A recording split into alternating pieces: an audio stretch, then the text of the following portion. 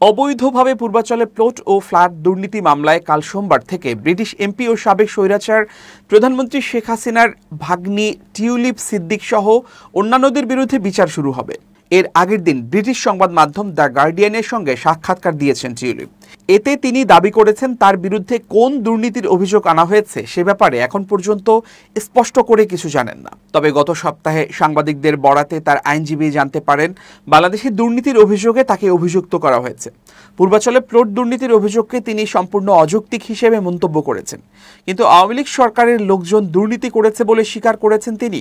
Tulip বলেন, কোনো সন্দেহ নেই বাংলাদেশে অনেকে খারাপ কাজ করেছে, এজন্য তাদের শাস্তি হওয়া উচিত, কিন্তু আমি ওই খারাপের মধ্যে একজন নই।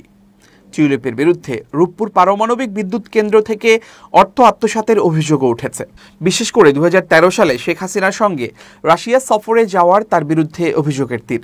তবে টিউলিপ জানিয়েছেন ওই বছর তিনি ব্যক্তিগতভাবে রাশিয়া গিয়েছেন এবং হাসিনার সঙ্গে দেখা করেছিলেন। অপরদিকে পুতিনের সঙ্গে তার মাত্র 2 মিনিট কথা হয়েছিল।